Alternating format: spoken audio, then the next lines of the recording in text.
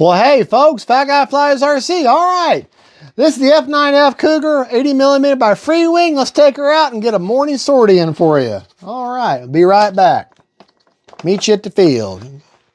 Well, hey, folks, Fat Guy Flies RC. All right, we're going to take up the FREEWING 80mm F9F Cougar by FREEWING 80mm. Now, down there, as you can see, the sun is very bright, so I've got to fly. I'm going to take off from down there. I'm probably going to land from the west just so that I can stay out of keep my approach out of the sun. Takeoff flaps. All right. Timer set for 3.5 minutes. And here we go. I got the tanks on. This is the first time I've ever flown this plane with its tanks on.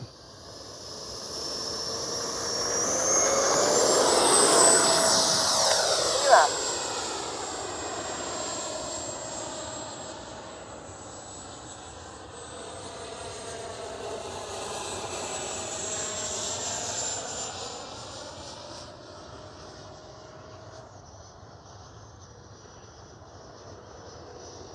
Time remaining 3 minutes. Yeah. That's a fast flying, pretty fast bird. Not a hard bird to fly.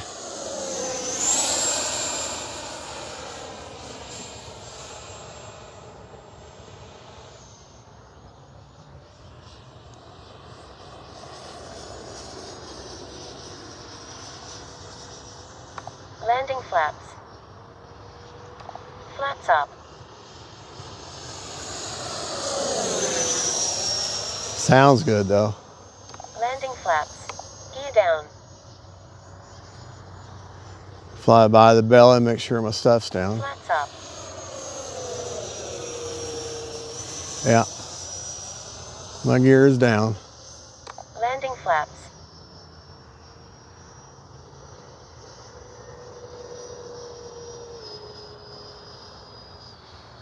Time remaining 2 minutes.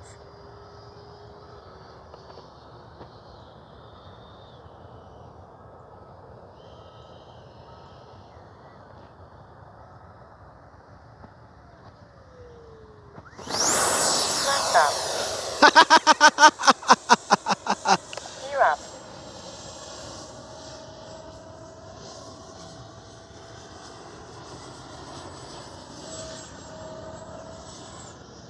It definitely flies different with the gear, with the ordnance on.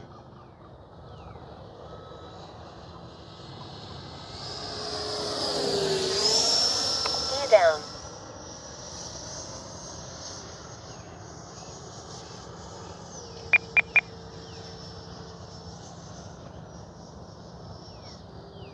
Make sure my gear is down.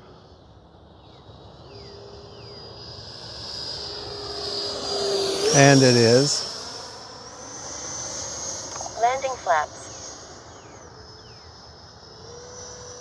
1 minute.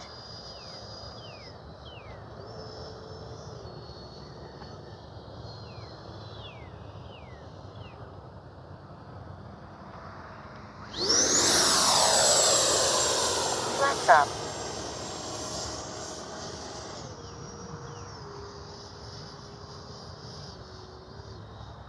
Landing flaps.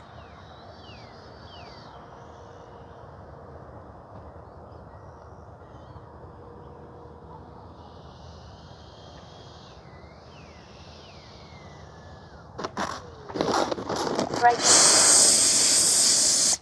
off. 30 seconds. And I get through that dirt. Whew. I don't even think about how dirty she is now.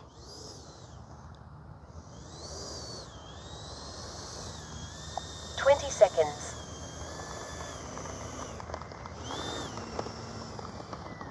All right.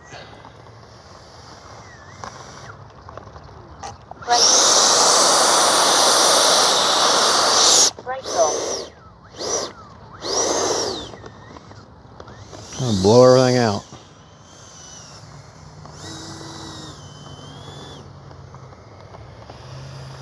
Good flying plane. Real quick, take a look before we go back to the bench.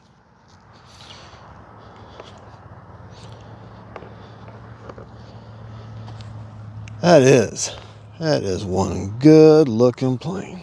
Good looking plane. These are just morning. I'm just doing little one flight sorties. Flaps up. Just little one flight morning sorties. So I need to get home. All right, let's take it back to the bench and get you a battery report real quick. All right, I had 6 seconds left on a 3.5 minute timer. That is my battery replacement for the 5300 SMC pack. You can kind of see it from there. And I had 46% left. So really I could have definitely set the timer for 4 minutes next time. Not a problem. But all right, well, there you go. We'll be doing the wrap up later on this is early morning, Tuesday morning. I want to say today is the 15th or something like that, and of April and 25. And I'll come back later this evening after I've slept, because I sleep at night, or I sleep during the daytime and up all night.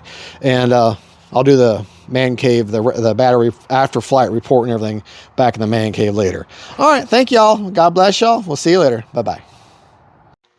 Well, hey folks, Bad Guy Flies RC. All right, went out this morning, did the morning sortie with this thing, flew around, had a great time.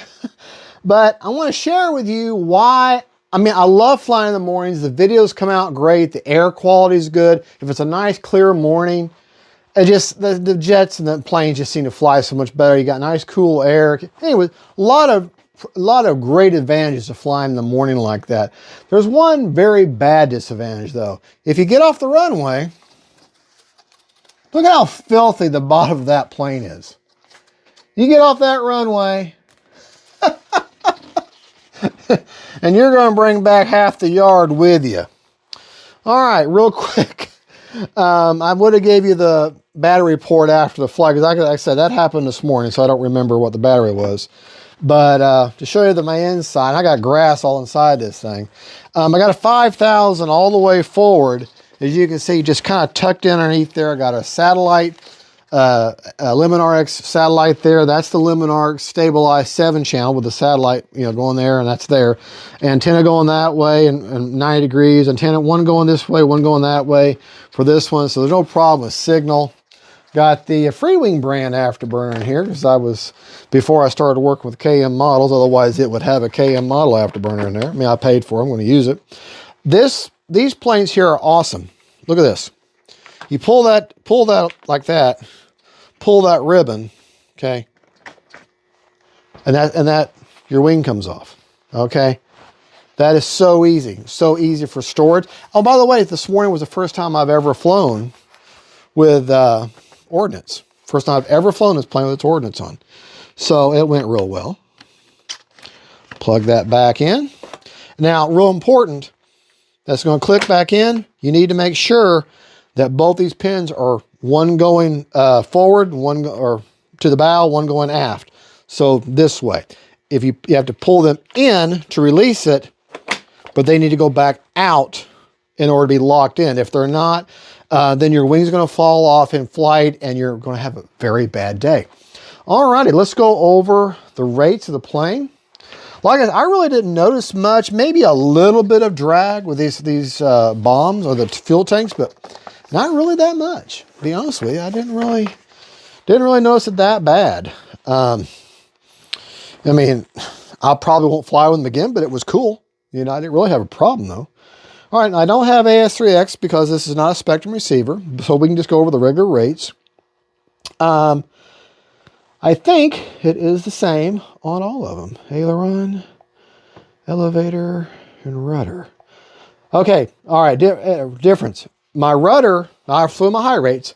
My rudder is 80% with 30% expo, but my aileron and elevator are all 100% with 30% expo. Okay, that's what I flew this morning, and that did just fine.